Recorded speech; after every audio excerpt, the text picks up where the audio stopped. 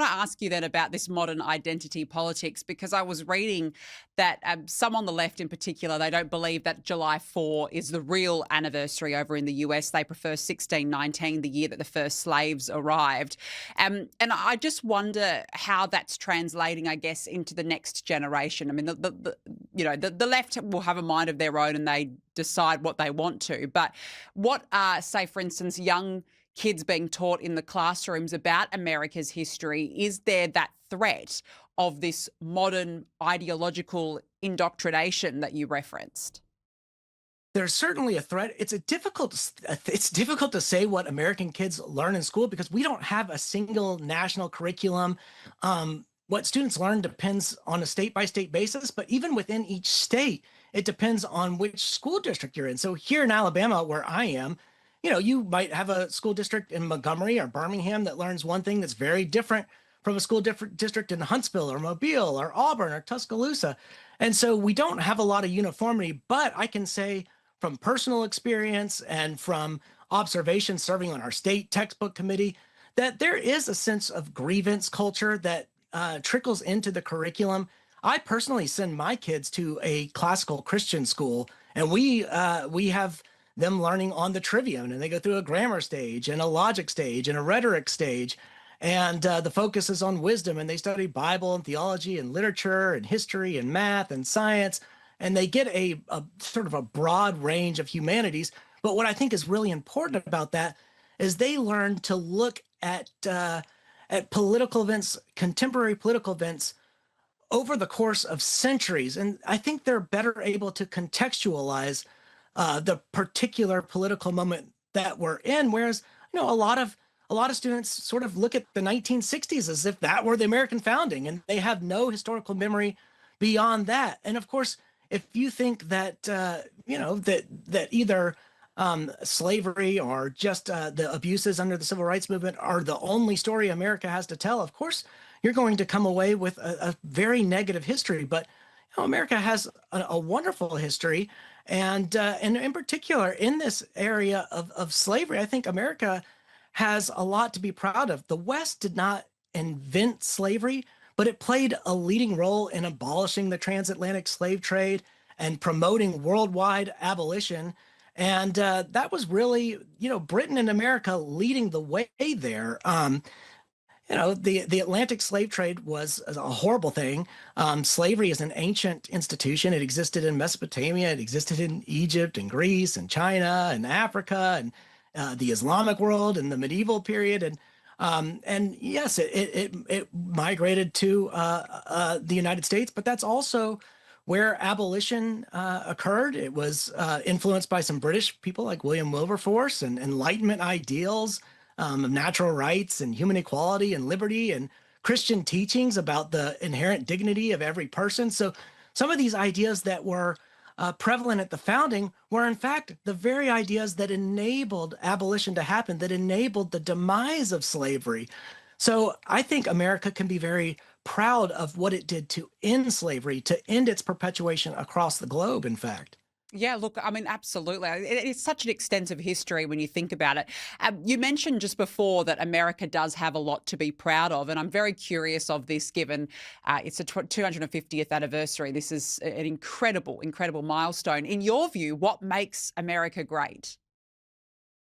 Well, I think America represents almost a synthesis of many different traditions in the West. So it's almost like the culmination of many different Western traditions. And this isn't my idea. I'm getting this from one of my favorite thinkers is Russell Kirk. And he has this book called Roots of the American Order. And back in like 2018 or 19, I held this conference on the campus of Faulkner University, and we handed out this book to all the students, and they all had to read a different city. So Kirk says, okay, we have 5 cities basically that influence American civilization. It's Jerusalem, Athens, Rome, London, and Philadelphia. Philadelphia being sort of the American culmination. But from Jerusalem, he says the ancient Hebrews, the Old Testament prophets, you get the Ten Commandments, you get the notion of a transcendental law, you get the notion of human sinfulness and the need for virtue, the natural law, and the idea that law is antecedent to human promulgation, natural law. From Athens, you get reason and mixed government, ideas of Republican virtue. From Rome, you get rule of law, republicanism. And then London, of course, you get the British tradition, constitutionalism, common law, representative government, the rights of Englishmen. And you have that tradition, Magna Carta, Petition of Rights, Bill of Rights, Locke. And then America, you get Philadelphia. And you really do get this synthesis with the written constitution, a federal republic, ordered liberty. And we've maintained that framework now for 250 years. And that's, that's something to really be proud of. And I truly believe that we have taken a lot of what was the best in the Western tradition and enacted it here in the United States. And of course, a lot of that's fragile. And we're at risk of losing some of it. But because we have had 250 years of workable government under these principles, we've got momentum on our side. And that's so important, especially in this ever-changing world, the geopolitical, threats that we live in. That the fact that America has been able to uphold that framework and it's still holding steady in 2026, I think it's much to be admired. And I think America really is an incredible country. There's so much to be proud of, and so much to be proud of the next generation coming through. I think you're absolutely spot on. Alan, I was having a look at the celebration across the weekend, and I've got to say America knows how to put on the fireworks. I mean, it was just incredible to see, and I loved seeing the Capitol lit up. I just thought it was absolutely gorgeous. I want to ask you, because it's an interesting time for America as well. Obviously, there's the backdrop of the war in Iran. There's a cost of living crisis, as there is across the world. Was it is it still a divided America, even though such a celebration brings people together? Sure, I think it's a divided America. In fact, I think the red state, blue state divide has become even more bifurcated in the last, I don't know, say decade. And it's not something that I see easing up anytime soon. But I also see, a lot more pride. It's different because in my view, I feel as if the left has begun to sort of despise America's traditions and despise America's culture, and to treat it as just a long train of abuses. Let's just, I'm borrowing words from the Declaration here, but they really dislike America, and a lot of them even, in fact, hate America, and so they're not going to be expected to celebrate America, and that's disappointing because the very governing institutions and traditions that we have are what allow them to freely express themselves in that way, in that public way. And they enjoy all these freedoms to hate America. And it's because, these freedoms exist, and I believe they take them for granted. One thing I used to tell my students, because I was a college professor for many, many years before I came to the think tank world, is I would hear them talk about privilege all the time. And I really strongly disliked the word privilege. And I said, why are you using that word? It's got such a negative connotation. What if you, instead of saying privilege, what if you said blessings? Because blessings are also things that are unearned, but they involve sort of a corollary, which is a responsibility, a duty. To whom much is given, much is required. So blessings suggest, yes, you have something, you have an inheritance that you didn't earn. You were born into this country, and you should not take it for granted. You should try to make sure that everybody gets to enjoy those privileges and rights and all the rest. These are blessings. This isn't privilege in the negative sense. This is privilege in the positive sense. These are things that we want to see other people get to enjoy, not things that we should just bash. No, I totally agree. And we just saw some of those wonderful celebrations on the screen as you were talking, Alan. And it got me thinking, because you did say, and I totally agree with you, that there are many on the left who hate America. And I think that is the case actually across the world. I think we find ourselves in a reality where there are some whose views are so extreme that they hate the West in general, which is such a shame, because I actually think the West is the best, and we are very privileged to live in Western nations. So with that in mind, what does it mean to be an American in 2026? Well, I think being American in 2026, I could answer this in different ways. I could say what it is, and I could say what it ought to be. And I think what it is a moment of conflict. It's a moment of tension. But what it ought to be, and what I think it can be, is a return to two foundational principles from the Declaration. One is equality, which is the notion that we all have these God given rights, and the other is popular sovereignty. I know a lot of people, even on the right, who decry populism and say, well, populism's bad. But I like to say, well, you know what? There's actually a very principled reason for populism in the American experiment, and it's that we have consent of the governed. This notion that government gets its power from the people. I mean, if you look at historically where sovereignty, the notion of sovereignty is a philosophical concept. I mean, before the United States, where we have we the people, first three words of our Constitution, which is meant to say sovereignty resides with the people. It's a very, I guess, contractarian idea. It comes out of the social contract theories of Locke and Hobbes and all the others that are doing social contract theory. But before that, you've got Blackstone writing in England about absolute sovereignty resides totally in Parliament, and then before sovereignty resides in Parliament, it resides in the monarch. So it's a very different thing to say that sovereignty resides with the people in the United States, and that's a key thing, that governments derive their just powers from the consent of the governed. It really is the people who control the government and not vice versa. And we're, if anything, at risk of losing that through our division. I think that what we ought to be in 2026 is a people who remember who we are. My grandmother had Alzheimer's at the end of her life. It was terrible. She didn't recognize people. She couldn't remember pieces of her life.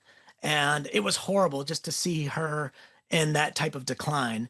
And I think countries can go through that as well. And the last thing I would want to see is America suffer from some version of political, cultural, historical Alzheimer's. It would be terrible.